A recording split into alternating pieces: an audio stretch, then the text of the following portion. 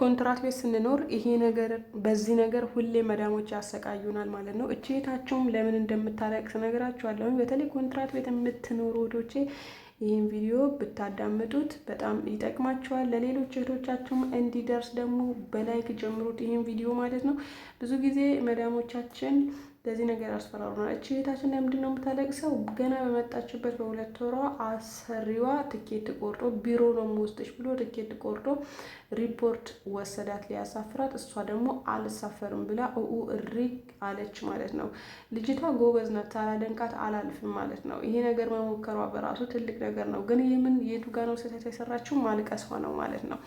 ማልቀስ የለባችሁም። አሰሪዎቻችሁ እነሱ ቤት ስትገቡ ዊል አለ። 2 ዓመት ተፈራርማችሁ በ1000 በ800 ተፈራርማችሁ ነው የምትገቡት ማለት ነው።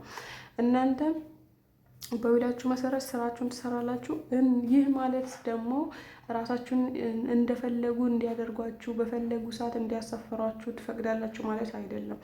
አንድ አሰሪ ለ2 ዓመት ፈርሞ እስከወሰደች ድረስ 2 ዓመት በሰላም በፍቅር እንድትሰሪ ማድረግ አለበት። ሌላ ስቃይ አደርስብሻለሁ፣ ሌላ ነገር አደርገሻለሁ 2 ዓመት ሙሉ ብዙ ጊዜ ያሰቃዩናል ማለት ነው።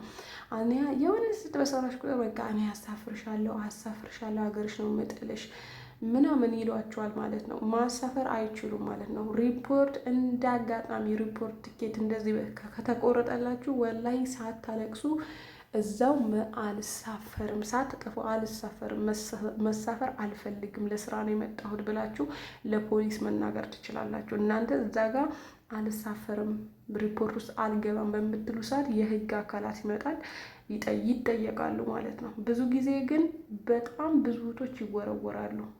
ምንም ሳይናገሩ በቃ ትኬት ቆርጠው ይወረውሯቸዋል ማለት ነው። እና አይችሉም አሰሪዎቻቸው። አሁንም ቢሆን አሳፍርሻለሁ ምናምን የሚሉ አሰሪዎች ከገጠማችሁ ማሳፈር አትችይም። ካልፈለግሽኝ ቢሮ ነው የምትወስጂኝ። በቃ ለ2 ዓመት ፈርመሽ ነው የወሰድሽኝ፣ ፈርሜ ነው ቤትሽ የገባሁሽ ማለት ትችላላችሁ። በ4 ነጥብ ማለት ነው። ሳትፈሩ ሳትንቀጠቀጡ። ግን በጣም ብዙ መዳሞች የሚጠቀሙ ሲስተም እናንተን ለማሰራት እናንተን ለማሸጥ አሳፍርሻለሁ። በቃ ብሳፈርም አገሬ ነው የምገባው፣ ግን ደግሞ ማሳፈር አትችይም አንቺ። በቃ 2 ዓመት እሰራልሻለሁ እኔ ፈቃደኛ ነኝ፣ አንቺ ካልፈለግሽ ደግሞ ከንስለሽ ቢሮ ውሰጂኝ ነው የምትሏት ማለት ነው። ሪፖርት ደግሞ እንዳጋጣሚ ከተወሰዳችሁ አልሳፈርም፣ በቃ መብቴ ነው። ምክንያቱም እናንተ ህጋዊ ናችሁ። በእነሱ ስራ ራሱ ብትሆኑ የእነሱ ልጅ ሳትሆኑ የእነሱ ሰራተኛ ናችሁ። በህጉ መሰረት ተፈራርመው የተወሰዳችሁ ማለት ነው። በህገ ወጥ ራሱ ብትመጡ እዚህ ሀገር ላይ እኛ ስላላወቅን ስላልነቃን መብትና ግዴታችንን ስላላወቅ ነው እንጂ ማሳፈር አይችሉም። አሁንም ቢሆን እንደዚህ እያሉ የሚያሰቃዩአችሁ የሚያስፈራሯችሁ ካላችሁ አትችሉም በሏቸው። ወላሂ እውነቴን ነው፣ አትችሉም። በቃ እናንተም በተደብቀው እንኳን እንትን ቢቆርጡላችሁ ትኬት ቢቆርጥ ሪፖርት ቢወስዷችሁ አልሳፈርም ብላችሁ ችክ ማለት ትችላለች። ምንም አይመጣም። እውነቴ ወላሂ ነው የምላችሁ። ምንም ያስፈራችሁ ነገር የለም። አትፍሩ፣ ለራሳችሁን አትጉዱ። ኦኬ። ጠዋት ደግሞ ብዙ ጊዜ ጠዋት አልተነሳሽም ተብለሽ ነው። ተማሪ ካለ 5 ተኩል ወይም 6 ሰዓት እንደ አካባቢው ትነሻለሽ። ነገር ግን ተማሪ ከሸኘሽ በኋላ ትተኛለሽ። የተወሰነ አርፈሽ ተነስተሽ ነው ስራሽ የምትሰሪው ማለት ነው። እንደገና ደግሞ ሰዓት 7 ላይ የምትነሱ ከሆነ እስከ 12 ሰዓት እያረፋችሁ እያለመጣችሁ ስሩ። ግዴታ ቢሆንም እስከ 12 ሰዓት እያለመጣችሁ። ብዙ ጊዜ እኛ መዳሞች ፊት ለፊት ቁጭ እንላለን። ለምሳሌ ስራችን ጨራርሰን የሚሆን ቁጭ እንላለን። ቁጭ አትበሉ። እነሱ ሲተኙላችሁ ብሉ፣ ጠጡ፣ እናንተም እረፍት አድርጉ። ሲነሱ እናንተም ማስመሰላችሁን ቀጥሉ ማለት ነው። እኛ ኢትዮጵያ ፊት ለፊት ነን። እነሱ ከተኙ አንበላም አንጠጣም፣ ስራችን እነሱ ኖሩ አልኖሩ እንሰራለን። እነሱ ሲነሱ ነው እኛም ምግባችንን ምናችንን የሚያምረን ማለት ነው። ኖ እነሱ ሲተኙላችሁ የምትበሉ ከሆነም ብሉ፣ የምትተጣጠቡ ከሆነም እንደገና ደግሞ የሆነ የምታደርጉት የራሳችሁ ነገር እረፍትም ከሆነ እረፉ።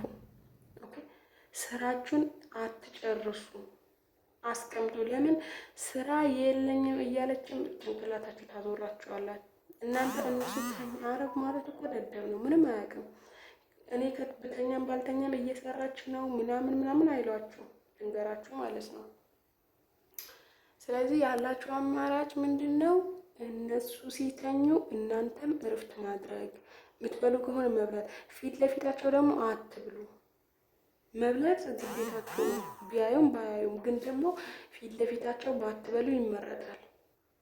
በቃ ዞር ብላችሁ እንደ ሌላ ዜጋ፣ አሁን ፊሊፒኖች፣ የተለያዩ ዜጋዎች ፊት ለፊታቸው ቢሞቱ አይበሉም። ከጀርባ ግን ይከታሉ። ሳያቸው በተኙበት እንቁላልም ከሆነ እንዶሚ ከሆነ ምንም ከሆነ ጥቅጥቅ አድርገው በልተው እና አረቦቹ ሲነሱ ማስመሰላቸው ፎጣቸውና ከሮቻቸው ይዘው የተጸዳውን ቦታ ይወለውላሉ ማለት ነው። ድንገራቸው እና ሞኛ አትሁኑ ነው የምላችሁ። ራሳችሁን ጠብቁ፣ መብትና ግዴታችሁን እወቁ እና ብልጥ ሁኑ። በቃ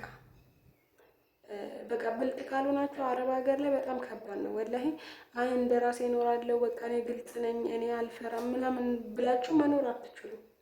በቃ ሰው በቃ አሁን እኛ ኢትዮጵያን እንሰራለን፣ እሺ አድርገን ነው የምንሰራው፣ ግን እንደ ሌላ ዜጋ አንወደድም።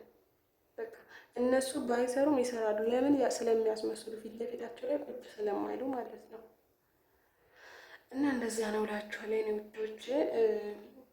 ይሄ ቪዲዮ ለብዙ እህቶቻችሁ እንዲደርስ ላይክ እና ሼር፣ ሰብስክራይብ በማድረግ ቤተሰብ ሆኑ እና እባካችሁ እራሳችሁን ጠብቁ።